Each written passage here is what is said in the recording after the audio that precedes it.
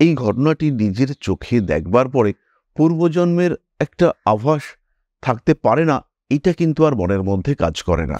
এবার কিন্তু মনের মধ্যে একটা বিশ্বাস চলে আসে যে না, পূর্বজন্ম হয়তো রয়েছে এবং এই শিশুটির মধ্যে পূর্বজন্মের কিছু স্মৃতি সেটা হয়তো রয়েছে। অর্থাৎ ধর্ম ত্রিকোণে 1, 5, 9 এই ঘরগুলিতে যদি রাহু অবস্থান করে, সেই ক্ষেত্রে এই মানুষগুলি পূর্বজন্মের স্মৃতি দ্বারা প্রভাবিত হয় এবং সব সময় এদের মনের মধ্যে একটা টাসল দেখতে পাওয়া যায়। এদের জন্মকুণ্ডলিতে যদি শনি উপচয় ভাবস্থ হয়, সেই ক্ষেত্রে এরা প্রচণ্ড কর্মপ্রবণ হয়ে থাকে এবং কর্মকালে বা কর্ম করতে করতে এদের পূর্বজন্মে গত হওয়ার একটা সম্ভাবনা সৃষ্টি হতে দেখতে পাওয়া যায়। কোনো কোনো সময় এই মানুষগুলির উপরে অদ্ভুত এক জটিলতা কাজ করতে দেখতে পাওয়া যায়, কিন্তু বেশিরভাগ ক্ষেত্রেই এরা কিন্তু অত্যন্ত সরল, স্ট্রেট ফরওয়ার্ড এবং প্রচুর কর্মপ্রবণ মানুষ হয়ে থাকে। এদের শনি যদি সপ্তমে অবস্থান করে, বেশ কিছু দিক থেকে এদের বাধা আসে, কিন্তু এরা তীব্রভাবে সেই বাধাগুলোকে অতিক্রম করবার চেষ্টা করে এবং এদের একটা খুব ভালো জনসংযোগ তৈরি হতে দেখতে পাওয়া যায়। এই মানুষগুলো একটু বেশি বাস্তববাদী প্রকৃতির হয়ে থাকেন এবং এদের মধ্যে সবসময় একটা অদ্ভুত ভয় কাজ করতে দেখতে পাওয়া যায়। আত্মীয় পরিজন, কুটুম্ব, এদের প্রত্যেকের ওপরেই একটা অদ্ভুত অবিশ্বাস এই মানুষগুলোর ক্ষেত্রে দেখতে পাওয়া যায়। তবে যেহেতু পূর্বজন্মের সঙ্গে এই জন্মের সম্পর্ক করা সত্যি সত্যিই কঠিন, একমাত্র যোগী ব্যক্তিরা ছাড়া এটা করতে পারেন না, তাই পূর্বজন্ম এবং বর্তমান জন্মের সম্পর্ক স্থাপন করা এটাও কিন্তু একজন অ্যাস্ট্রোলজার হিসেবে ভীষণ কঠিন। তবে তা সত্ত্বেও আমাদের পূর্বজন্মের প্রভাব এটা তো থাকেই, বিভিন্ন দিকে বিভিন্নভাবে এই পূর্বজন্মের প্রভাব আমাদের মধ্যে দেখতে পাওয়া যায়।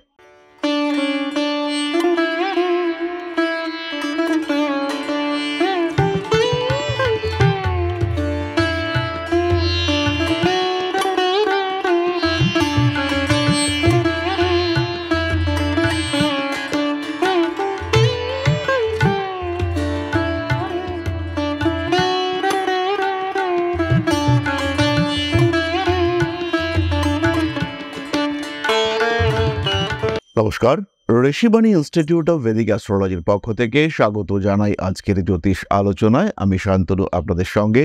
আলোচ্য বিষয় বিশুদ্ধ জ্যোতিষ। বেশ কিছুদিন ধরে আমাদের মনের মধ্যে প্রশ্ন জাগছে, পূর্বজন্ম কি, আদৌ কি পূর্বজন্ম আছে? এই বিষয়ে বেশ কিছু বইপত্র পড়বার পরে মনে হয়েছে যে পূর্বজন্ম হয়তো ব্যাপারটা সত্যিই রয়েছে এবং পূর্বজন্মের বেশ কিছু স্মৃতি সেটা কিন্তু বর্তমান জন্মে আসে। বেশ কিছু বাচ্চা, তাদের মধ্যে কিছু অদ্ভুত লক্ষণ দেখতে পাওয়া যায়, তাদের মধ্যে কিছু অ্যাক্টিভিটি দেখতে পাওয়া যায় যেগুলো দেখে মনে হয় যে তাদের বেশ কিছু পূর্ব অভিজ্ঞতা ছিল, যার প্রকাশ এখন তার মধ্যে দেখতে পাওয়া যাচ্ছে। বেশ কিছুদিন আগে আমার কাছে একটি ক্লায়েন্ট এসেছিল। শিশুটির বয়স 7 কি 8 বছর। তো শিশুটি আমার ভিজিটিং কার্ড দেখে আমাকে একটা অদ্ভুত প্রশ্ন করলো। ভিজিটিং কার্ডে আমার কোয়ালিফিকেশনগুলো লেখা রয়েছে। সেই কার্ডটা দেখে আমাকে বলছে যে কোয়ালিফিকেশন তো ভালোই আছে, ভালো কিছু করো না এই করেই খাওয়া হয়।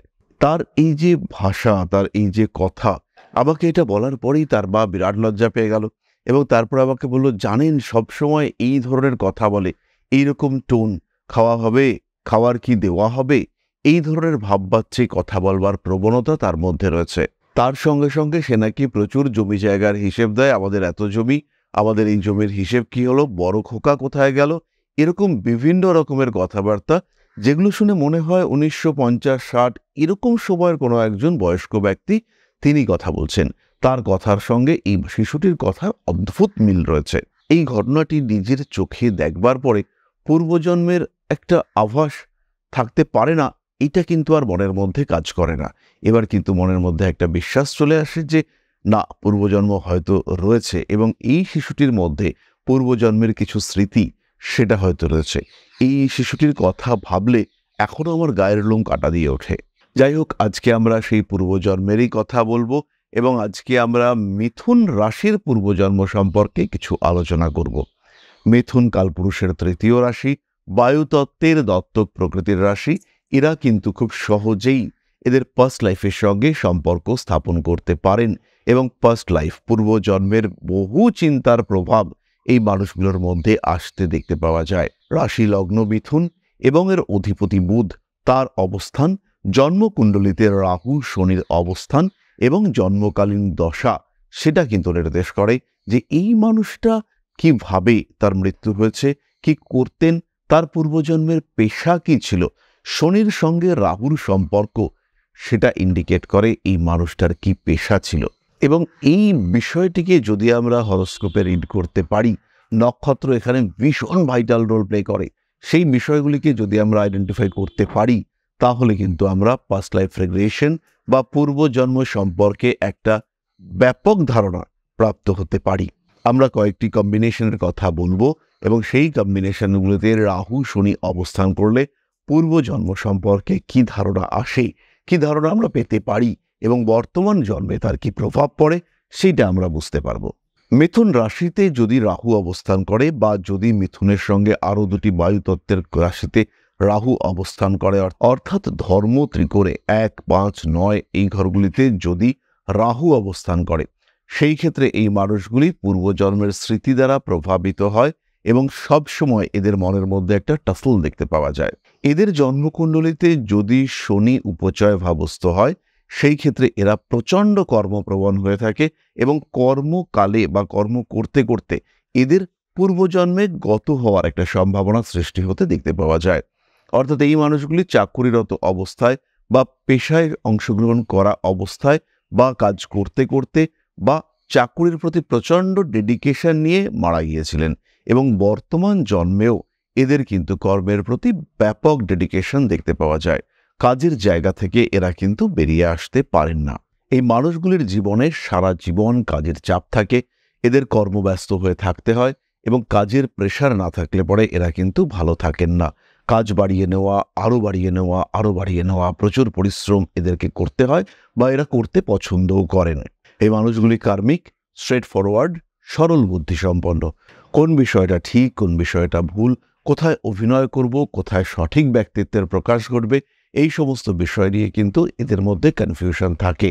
কোনো কোনো সময় এই মানুষগুলির উপরে অদ্ভুত এক জটিলতা কাজ করতে দেখতে পাওয়া যায়, কিন্তু বেশিরভাগ ক্ষেত্রেই এরা কিন্তু অত্যন্ত সরল, স্ট্রেট ফরওয়ার্ড এবং প্রচুর কর্মপ্রবণ মানুষ হয়ে থাকেন। রাহু যদি এদের জন্মকুণ্ডলিতে জলরাশিস্থ হয়, অর্থাৎ 2, 6 কিংবা 10 নম্বর ঘরে অবস্থান করে, সেই ক্ষেত্রে এদের মধ্যে একটা অদ্ভুত অর্থের প্রতি মোহ দেখতে পাওয়া যায়। এদের জীবনও কার্মিক, এরাও পরিশ্রম করতে পারেন, এরাও পরিশ্রম করতে ভালোবাসেন, কিন্তু এদের মধ্যে সেই সরলতা থাকে না।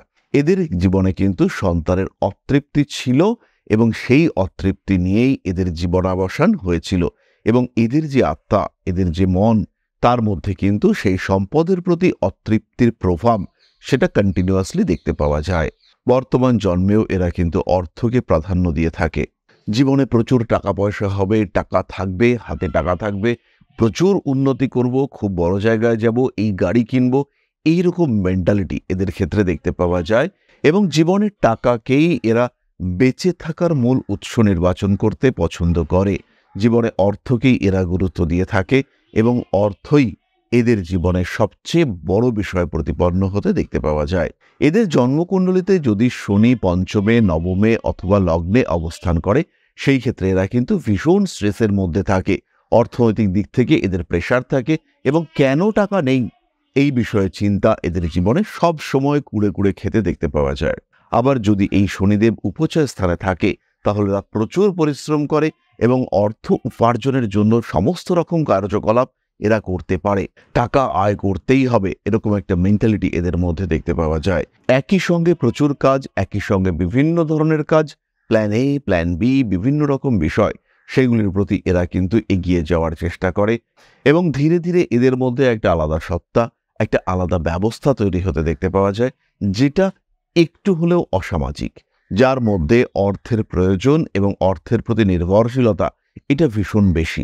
আবার যদি রাহু জন্মকুণ্ডলিতে অগ্নি রাশিতে অবস্থান করে, অর্থাৎ সিংহ, ধনু কিংবা মেষ রাশিতে যদি রাহু অবস্থান করে, এই মানুষগুলি কিন্তু শারীরিক দিক থেকে বেশ কিছুটা দুর্বল হয়ে থাকেন এবং এরা শারীরিক সমস্যা কিংবা কোনো প্রতিশোধ কিংবা একাকিত্ব কিংবা মানসিক কষ্ট কিংবা অস্থিরতা ইত্যাদির কারণে এদের মৃত্যু হয়েছিল বা এদের জীবনে পূর্বজন্মে এই বিষয়টা অত্যন্ত গুরুত্বপূর্ণ আঘাতের কারণ হয়ে দাঁড়িয়েছিল। ফলে এই মানুষগুলি কিন্তু বর্তমান জন্মে কিছু ভালো সম্পর্ক সৃষ্টির চেষ্টা করে থাকেন এবং বিভিন্ন সম্পর্কের প্রতি এদের অভিমান, বিভিন্ন সম্পর্কের মধ্যে এদের নিজস্বতা খুঁজে পাওয়ার চেষ্টা, মনের মধ্যে সংশয় যে এই মানুষটা সত্যি আমার প্রতি ডেডিকেটেড তো, এই মানুষটা সত্যি আমার প্রতি আসক্ত তো, এই মানুষটার সঙ্গে সত্যি সত্যি আমার অ্যাটাচমেন্ট আছে তো, এই বিষয়গুলো এই মানুষগুলোর মধ্যে দেখতে পাওয়া যায়। এদের শনির অবস্থানও ভীষণ গুরুত্বপূর্ণ। এদের শনি যদি সপ্তমে অবস্থান করে বেশ কিছু দিক থেকে এদের বাধা আসে, কিন্তু এরা তীব্রভাবে সেই বাধাগুলোকে অতিক্রম করবার চেষ্টা করে এবং এদের একটা খুব ভালো জনসংযোগ তৈরি হতে দেখতে পাওয়া যায়। এরা কিন্তু কোনোভাবেই নিজের জায়গা থেকে সরে আসে না। বেশ কিছু মানুষ এদের জীবন থেকে দূরে সরে যায়। জীবনে খুব স্বাভাবিকভাবেই একাকিত্ব নেমে আসার একটা প্রবণতা এদের ক্ষেত্রে তৈরি হয়। বহু ভুল করে। এদের অ্যাক্টিভিটি, এদের বিহেভিয়ার, তার মধ্যে কিছুটা হলেও অসংলগ্নতা দেখতে পাওয়া যায়। এদের মধ্যে তীব্রভাবে ধর্মের প্রতি আগ্রহ, আসক্তি দেখতে পাওয়া যায়। এরা কিন্তু পুজো পাঠ করতে খুব ভালোবাসে এবং ভক্তির ক্ষেত্রে কোনো রকম অভাব এদের ক্ষেত্রে দেখতে পাওয়া যায় না। সুতরাং রাহুর অবস্থান, তার সঙ্গে পূর্বজন্মের একটা সম্পর্ক, এটা আমরা উপলব্ধি করলাম। এরপরে আমরা চলে আসবো একটা অদ্ভুত কম্বিনেশনে। রাহু যদি চতুর্থ, অষ্টম বা দ্বাদশে অবস্থান করে, অর্থাৎ কন্যা, মকর অথবা বৃষতে অবস্থান করে, এর কুণ্ডলিতে যদি কোনোভাবে মঙ্গলকেতু সম্পর্ক স্থাপন করে, সেই ক্ষেত্রে এই মানুষটার কিন্তু বিষক্রিয়া, ফুড পয়জনিং, অপঘাত অথবা শত্রুতার কারণে মৃত্যু হয়েছিল। হতেও পারে গোপনভাবে এই মানুষটাকে খুন করবার একটা প্রচেষ্টা হয়েছিল। আবার এদের জন্মকুণ্ডলিতে যদি শনি মঙ্গল একত্রে সংযুক্ত হয়ে থাকে, সেই ক্ষেত্রে এদের কিন্তু অপঘাতে মৃত্যুর একটা সম্ভাবনা সৃষ্টি হতে দেখতে পাওয়া যায়। আবার যদি এদেরই জন্মকুণ্ডলিতে কেতুর সঙ্গে শনির সম্পর্ক তৈরি হয়, সেই ক্ষেত্রে এদের মধ্যে কিন্তু পূর্বজন্মের স্মৃতির প্রভাব এটা ভীষণভাবে থাকতে দেখতে পাওয়া যায়। এই মানুষগুলো একটু বেশি বাস্তববাদী প্রকৃতির হয়ে থাকেন এবং এদের মধ্যে সবসময় একটা অদ্ভুত ভয় কাজ করতে দেখতে পাওয়া যায়। আত্মীয় পরিজন, কুটুম্ব, এদের প্রত্যেকের ওপরেই একটা অদ্ভুত অবিশ্বাস এই মানুষগুলোর ক্ষেত্রে দেখতে পাওয়া যায়। এরাও অত্যন্ত কর্মপ্রবণ। অর্থের প্রতি এদের ক্ষেত্রেও একটা মোহ দেখতে পাওয়া যায়। এদের কিন্তু জীবনে পরিবেশ, বাস্তু এগুলোর ভীষণ প্রভাব দেখতে পাওয়া যায়। এরা সহজে নিজের পারিপার্শ্বিক পরিস্থিতি থেকে বেরোতে পারে না এবং বাস্তু সমস্যা কিংবা পারিপার্শ্বিক সমস্যা, পরিবার প্রতিবেশীদের নিয়ে সমস্যা, এই বিষয়গুলো কিন্তু এদেরকে যথেষ্ট ভোগায়। সুতরাং জন্মকুণ্ডলিতে রাহু এবং শনি, কেতু, মঙ্গল ইত্যাদি গ্রহের অবস্থান এই বিষয়গুলো কিন্তু ইন্ডিকেট করে যে এই জাতক বা জাতিকার কিরকম ছিল পূর্বজন্ম, বা পূর্বজন্মের স্মৃতি কতটা এর জীবনে কাজ করবে, মানসিক দিক থেকে এ কতটা অস্থির হতে পারে, বা পূর্বজন্মের প্রভাব এর উপরে কতটা, এই বিষয়গুলো আমরা বুঝতে পারি। তবে যেহেতু পূর্বজন্মের সঙ্গে এই জন্মের সম্পর্ক করা সত্যিই কঠিন, একমাত্র যোগী ব্যক্তিরা ছাড়া এটা করতে পারেন না, তাই পূর্বজন্ম এবং বর্তমান জন্মের সম্পর্ক স্থাপন করা এটাও কিন্তু একজন অ্যাস্ট্রোলজার হিসেবে ভীষণ কঠিন। তবে তা সত্ত্বেও আমাদের পূর্বজন্মের প্রভাব এটা তো থাকেই।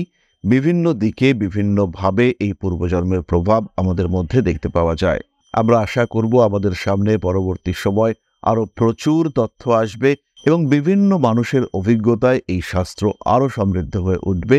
এই আশা রেখে মা শ্রী শ্রী আদিশক্তির কাছে আপনাদের সুস্বাস্থ্য, ভালো থাকা এবং সমৃদ্ধি কামনা করে আজকের ভিডিওটা এখানেই আমরা শেষ করব। ভীষণ ভালো থাকবেন সবাই। জয় মা আদিশক্তি। নমস্কার।